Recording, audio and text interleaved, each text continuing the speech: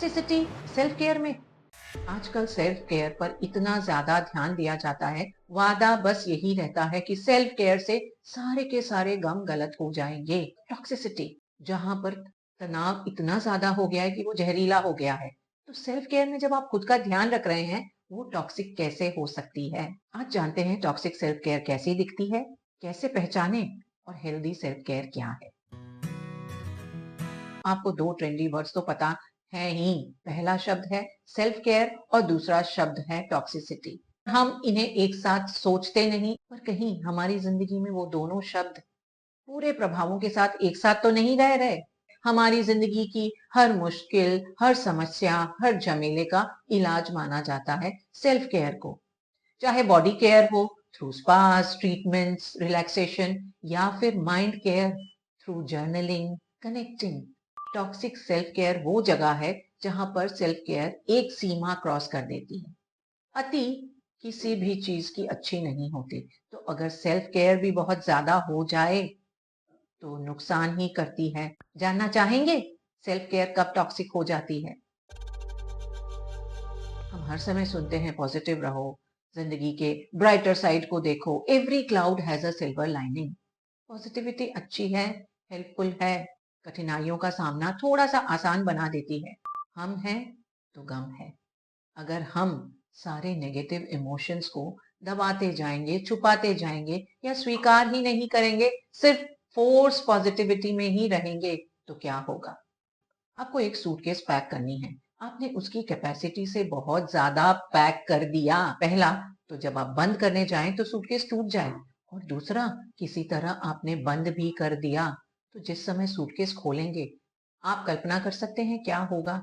बस जिद कि पॉजिटिव ही रहना है, जो भी हो, कितने भी स्ट्रगल्स हो, कितनी मुश्किलें हो, हमें सिर्फ ब्राइट साइड देखना है। सच में अगर आप कुछ बुरा, नेगेटिव फील कर रहे हैं, तो दबाने से वो क्या गायब हो जाएगा।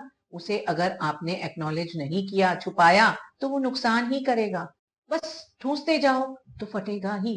कुछ भी बुरा होता है सब कहते हैं इसका एक कारण है। कारण जरूर है, पर इस समय हम उस कारण को समझने की क्षमता में हैं या नहीं है। और कई बार कारण समझ में भी आता हो तो अपनी तकलीफ को प्रोसेस करना तो जरूरी है ना। ब्रेकअप हो गया, दोस्त कहते हैं चलो अच्छा हुआ तुम फ्री हो गए, उसे तो थोड़ा समय देना है कि हम हील कर सकें। टू मच पॉजिटिविटी बहुत टॉक्सिक हो सकती है, इसलिए हेल्दी सेल्फ केयर करें। आपके पॉजिटिव इमोशंस हैं, बहुत अच्छा, खुशी खुशी स्वीकार करें। वैसे ही नेगेटिव इमोशंस को भी स्वीकार करें। खुशी नहीं होगी, पर उन्हें फोर्सफुली डिनाई ना करें। एक्नॉलेज करें उन्हें, उन्हें प्रोसेस करें, टाइम दें खुद को कि आप उनसे उबर सकें। कुछ मंत्र अभी बहुत चलते हैं, आई डिजर्व, मैं हकदार हूं, सेल्फ इज फर्स्ट। इन मंत्रों के तहत खुद का, खुद की सुविधाओं का, खुद की इच्छाओं का मान सबसे पहले रखा जाता है। सेल्फ केयर जब बहुत ज्यादा हो जाए तो वो इंडल्जेंस कहलाती है। फर्क है बैलेंस का। स्पेक्ट्रम की एक तरफ है केयर और दूसरी तरफ है इंडल्जेंस। जब आप केयर करते हैं तो आप दूसरी चीजों के साथ साथ अपना, अपनी सुविधाओं का, अपनी इच्छाओं का ध्यान रखते हैं। और जब आप इंडल्जेंस मोड में चल रहे हैं, उस समय आप बाकी सारी चीजों को तो बिल्कुल साइड कर देते हैं और सिर्फ अपना, अपनी सुविधाओं और इच्छाओं का ध्यान रखते हैं। इंडल्जेंस वो जगह है जहां पर आपका मन किया कि मुझे ये ब्रांडेड एक्सेसरी खरीदनी है, तो आप खरीदेंगे ही, चाहे आपकी उस समय उतनी सुविधा हो या नहीं हो। सेल्फ केयर तो आपको रिचार्ज कर रही है, पर ये इंटेलिजेंस बाद में स्ट्रेस के कारण आपको डिस्चार्ज ही करने वाली है। जब लाइफ में स्ट्रगल करने के बाद हमें कुछ आउटकम्स मिलते हैं, कुछ अच्छा पाते हैं, तो हमें लगता है कि हम इसके हकदार हैं। सुनने में बहुत अच्छा लगता है, पर एक लिमिट के बाद ये हकदार होना भी बहुत नुकसान करता है, चाहे वो खाना हो, चाहे स्पेंडिंग हो, चाहे इम्पल्सेस हो। हमें बैलेंस बनाना है। अपनी केयर करें, इंडल्जेंस नहीं। रेस्ट जरूरी है, पर गद्दे तोड़ने के लिए नहीं। जब आप अपनी डेली रूटीन्स, रिस्पॉन्सिबिलिटीज पर ध्यान ना दे करके सिर्फ रेस्ट पर ही ध्यान दे रहे हैं और बहाना बना रहे हैं कि मैं मोटिवेशन का वेट कर रहा या कर रही हूँ, उस समय आप क्या कर रहे हैं। कहते हैं माइंड और बॉडी की सुनो, रेस्ट चाहिए तो रेस्ट लो, पर आप उस समय रेस्ट नहीं कर रहे, आप सिर्फ प्रोक्रेस्टिनेट कर रहे हैं, बहाने बना रहे हैं मोटिवेशन ढूंढने के लिए, और इस तरह से किसी को भी कोई मोटिवेशन नहीं आता।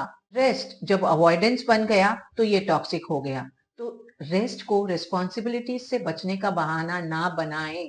ब्रेक्स की जरूरत है, लेकिन वो समय समय पर, ओकेजनली ही उचित है। आप एकदम एक्सट्रीम कॉर्नर पर चले जाते हैं, बस जो कुछ भी आनंद दे रहा है उसे बिल्कुल ही बंद कर दो। डाइट इतनी स्ट्रिक्ट, एक्सरसाइज इतना ज्यादा, आप जो कुछ भी कर रहे हैं उसमें आप इतने नियम इतने कसकर बंध गए हैं कि बिल्कुल फंस गए हैं। पर कैदी को जब जेल से छोड़ा जाता है तो वो कैसे बाहर की तरफ भागता है, उसी तरह आपने जो डोपामीन डिटॉक्स के स्ट्रिक्ट रूल्स अपने ऊपर लगाए हैं, जिस दिन टूटेंगे तो क्या होगा, बिल्कुल धराशायी।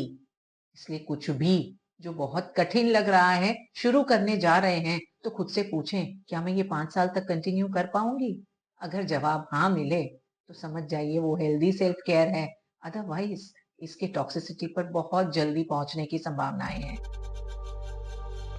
सेल्फ हेल्प बहुत पावरफुल टूल है खुद को बेहतर करने के लिए, लेकिन उसकी भी कुछ समस्याएं हैं। अगर आपकी लाइफ में आपको किसी की मदद चाहिए तो चाहिए ही। सेल्फ हेल्प पर टू मच रिलायंस भी टॉक्सिक हो जाता है।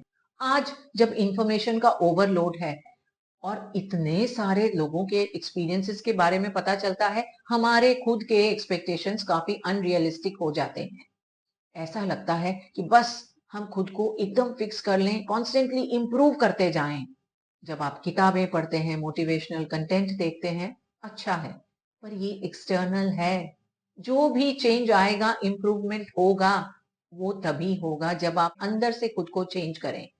आप अगर खुद के पांवों से चल रहे हैं, दौड़ रहे हैं और बैसाखियों की मदद ले रहे हैं, इन दोनों के बीच का डिफरेंस समझने की चेष्टा कीजिए। सेल्फ हेल्प पर बहुत ज्यादा भरोसा करना, उसमें कुछ प्रॉब्लम्स है।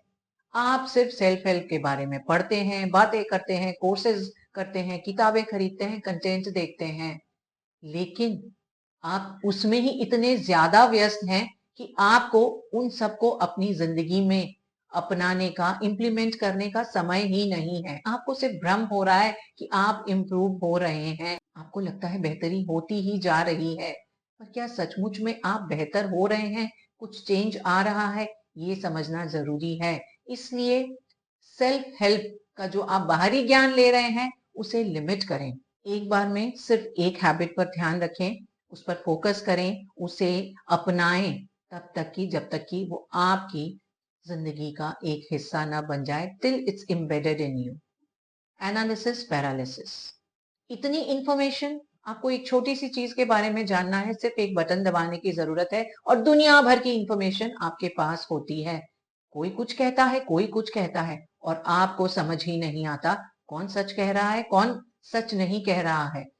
जब आप किसी चीज के बारे में जानने जाते हैं तो बहुत सारे लोगों की बहुत सारी ओपिनियंस मिलती है। ऐसा नहीं कि किसी की बिल्कुल सही है, किसी की बिल्कुल गलत है। सबकी अपनी अपनी ओपिनियंस है, उनके एक्सपीरियंसेस, उनके आउटकम्स के द्वारा उन्होंने कुछ सीखा है, उनके लिए वो काम किया। पर जब आप कॉन्ट्राडिक्टरी ओपिनियन सुनते हैं, एक इंफॉर्मेशन आपको राइट जाने कह रही है, दूसरी इंफॉर्मेशन आपको लेफ्ट जाने कह रही है, इतनी ज्यादा इंफॉर्मेशन है कि आपको बिल्कुल घुमा कर रख देती है, और उस कंफ्यूजन के कारण आप कोई एक्शन नहीं ले पाते। मेरी एक दोस्त की बात करें, निशा, उसने डिसाइड किया कि वो फिटनेस पर ज्यादा ध्यान देगी। जब रिसर्च करना शुरू किया तो weights, HIIT, pilates, yoga, crossfit और पता नहीं क्या क्या, अब उसे समझ ही ना आए क्या करना है। यहाँ पर किसी के भी सही और गलत होने की बात हम नहीं कर रहे, पर हमें ये देखना है कि ऐसा क्या है जो हमारे लिए सबसे अच्छा काम करता है। कई बार तो ऐसा होता है कि आपने कुछ एक शुरू किया, वो बहुत अच्छा है, पर रिजल्ट आए उसके पहले आपको कुछ और नया पता चलता है, आप यहाँ से सीधा जंप करके वहां पहुंच जाते हैं और आपको उस इंफॉर्मेशन का कोई फायदा नहीं होता। इसलिए एनालिसिस पैरालिसिस तो बिल्कुल नहीं। आप रिसर्च करें तो छोटे लेवल पर करें और देखें आपके लिए क्या करना आसान है, वहां से शुरू करें। अगर एक समय के बाद रिजल्ट ना आए तो आप दूसरा कुछ ट्राई कर सकते हैं। सेल्फ हेल्प ज्ञान जब ज्यादा लेते हैं तो हमारा एक्सटर्नल वैलिडेशन पर भी बहुत ज्यादा फोकस हो जाता है। आप गुरुज, किताबों, कंटेंट से ज्ञान लें, पर आपका भी तो कुछ कहना बनता है। अरे भाई, आपकी लाइफ है, सिर्फ एडवाइस कलेक्टर ना बने। सिर्फ एब्जॉर्प्शन नहीं, एक्शन की भी जरूरत है। सबसे बड़ी सेल्फ हेल्प है खुद के डिसीजंस खुद लेना, अपनी रिस्पॉन्सिबिलिटी स्वीकार करना। इसलिए एक्सटर्नल गाइडेंस सिर्फ एक सर्टेन पॉइंट तक लें, उसके बाद अपनी समझ से जो आए, जो सही लगे वही करें। ग्रोथ की शुरुआत कहाँ से होती है? जब आपने किताब बंद कर दी, उस कंटेंट को परे करके वहां से जो सीखा उसे जीना शुरू किया। सेल्फ हेल्प एक स्टेपिंग स्टोन है, आगे बढ़ने के लिए एक जरिया, डेस्टिनेशन नहीं है। 5 चीजें जो हमारी सेल्फ केयर को टॉक्सिक बनाती हैं: बहुत ज्यादा पॉजिटिविटी, खुद को इंडल्ज करना, bed rotting, too much rest, extreme dopamine detox और सेल्फ हेल्प पर बहुत ज्यादा भरोसा। अच्छा और बुरा, इन दोनों के बीच में एक जगह होती है जहां पर अच्छा बुरा बन जाता है। सेल्फ केयर भी जब हम बहुत ज्यादा करते हैं तो वो बुरी बन जाती है, टॉक्सिक हो जाती है। इसलिए अपनी केयर करें, take a stand for yourself. पर आपको पता होना चाहिए कि अति कहाँ है, वो सीमा कहाँ क्रॉस कर सकते हैं। हेल्दी सेल्फ केयर मतलब बैलेंस। जैसा कि लाइफ की ज्यादातर चीजों में होता है, हमें बैलेंस बनाकर चलना है, तो सेल्फ केयर में भी बैलेंस रखें। आपको पता होना चाहिए कहाँ रेस्ट करना है, कहाँ एक्ट करना है, कहाँ इंडल्ज करना है या खुद को पूरी छूट देनी है, और कहाँ खुद को काबू करना है। Self care is not about surviving. हमें सिर्फ बचना ही नहीं है, हमें फलना भी है, आगे बढ़ना भी है। अपनी केयर करें, पर टॉक्सिसिटी की हद तक नहीं। क्या आप अपनी सेल्फ केयर को बैलेंस रखते हैं? हमारे साथ शेयर करें। It's Varsha saying bye bye for now.